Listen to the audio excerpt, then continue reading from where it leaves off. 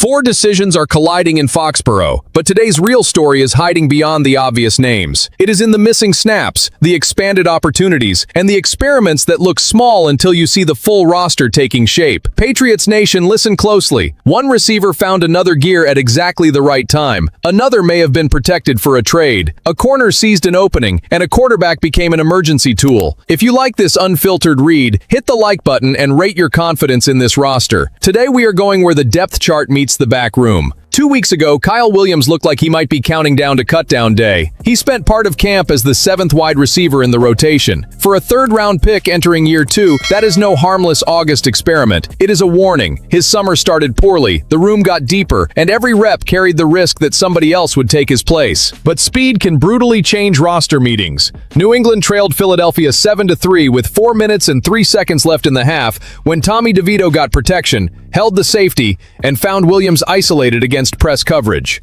Ambry Thomas tried to stay with him. He could not.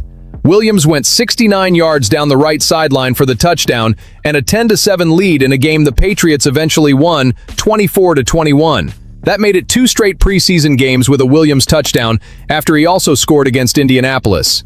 That is where the internal evaluation changes. 2 touchdowns do not erase his flaws, but few players on this roster can turn one favorable matchup into the entire field. While the offense fought for yards in small pieces, Williams erased the need for a long drive. That speed forces defenses back, opens room underneath, and gives the playbook a fast answer when execution stalls. Williams said they got the coverage they wanted, and DeVito trusted him to win. He shared the credit with the other 10 players. That may sound routine, but it matches what Mike Vrabel wants: explosiveness without abandoning responsibility. Vrabel praised Williams for stretching the field outside the numbers, while the staff pushes him to improve the details, limiting his consistency. And those limitations are real. At 5 feet 11 inches, Williams will not win every contested ball.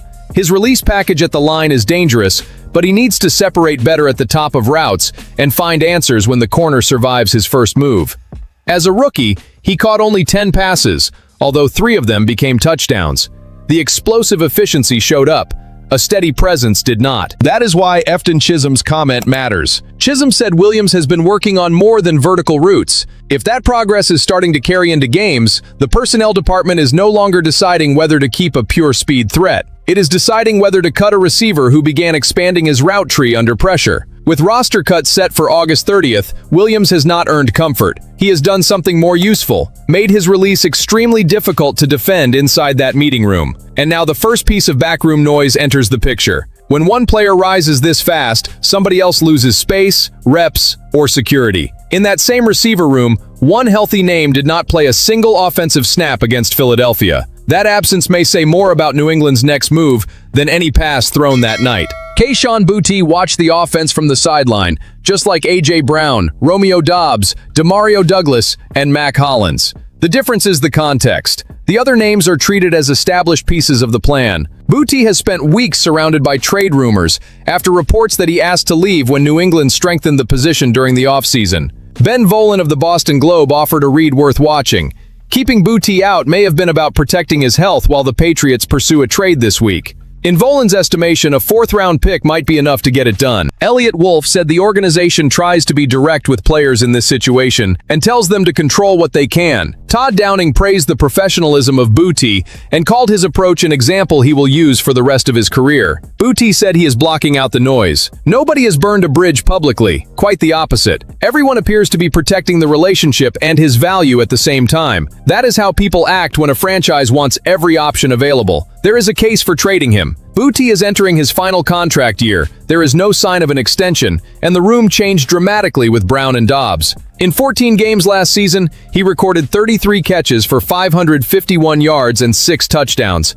That production can draw interest, but may not justify the extension he could seek if his role shrinks. Getting a mid-round pick now may beat letting his value die on the bench and losing control later. The other side deserves respect. Receiver depth disappears fast in the NFL, and Boutte has shown he can produce here. Trading a useful player because the room feels crowded would mean managing August without considering December. The return must offset losing a ready-made option. A 4th-rounder is not a trophy. It is future capital carrying risk and development time. My read as a relentless Patriots defender is simple. Wolf cannot give Boutte away just to relieve a crowded room. If a fourth-round pick is available, and the staff believes Williams, Chisholm, and the veterans can absorb those snaps, listen. If the offers come in below that line, keep the player and let the competition settle his role. This backroom situation does not demand panic. It demands leverage. Keeping Boutte out on Saturday may have been New England's clearest way to make sure one meaningless collision did not destroy that leverage.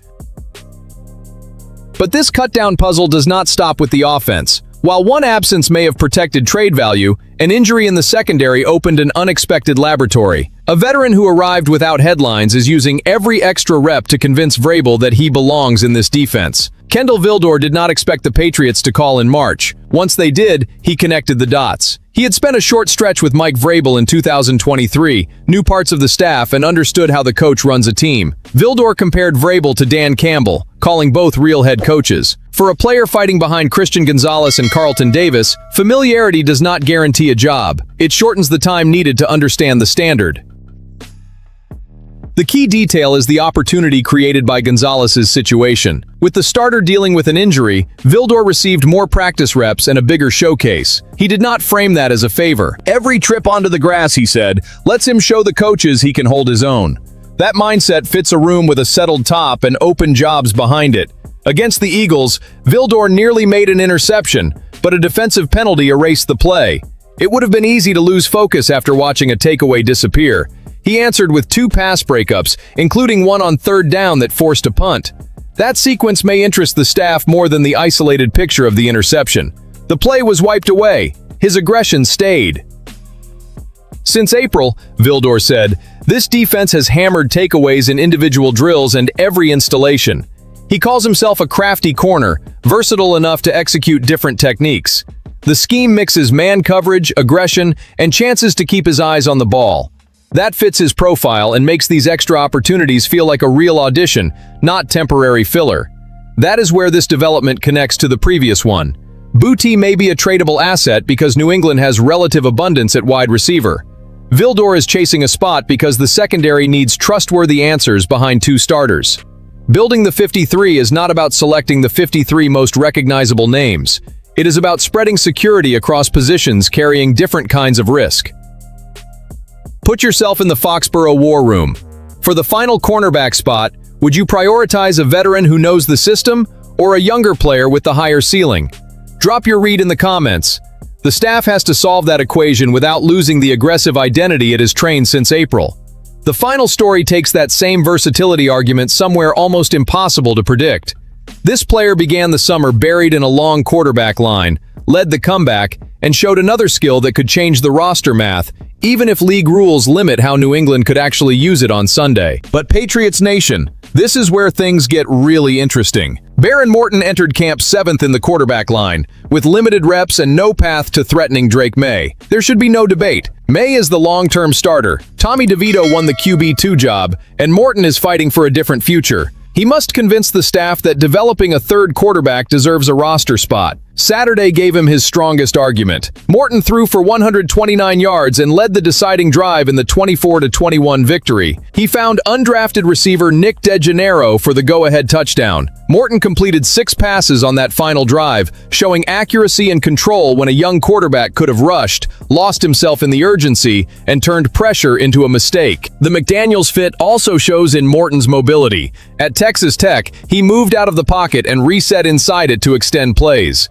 He has shown that trait this preseason while learning a system built on reading, accuracy, and command.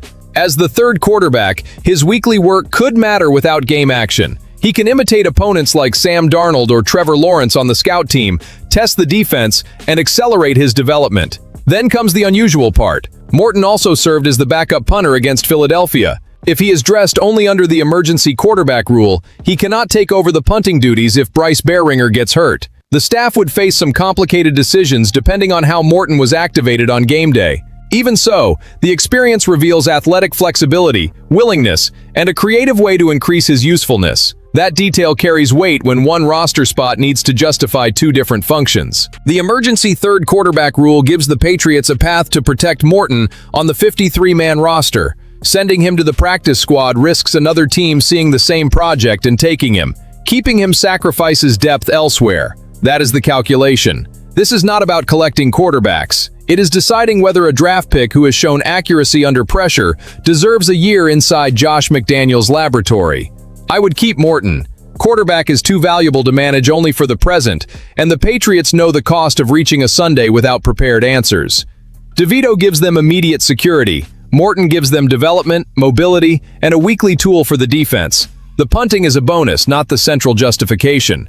The reason to keep him is turning a young investment into controlled depth before another franchise gets the chance to do it. 4 situations. 1 question for the front office. Which of these skills would be hardest to replace after August 30th? That answer, not the status attached to each name, should determine who claims those final roster spots. The score against Philadelphia felt good. The hidden map inside that game matters more. New England watched speed become a touchdown, silence become possible leverage, defensive opportunity become production, and a rookie turn late snaps into a case to stay. Mike Vrabel and Elliott Wolf must convert those signals into cold decisions without killing the competition that strengthened this roster. I do not want reputation-based cuts. I want protected roles and depth built to survive the calendar. Subscribe to follow every decision down to the final 53. Patriots Nation, tell me what you think. Rank your priorities. Williams, the Boutte return, Vildor, or Morton's development.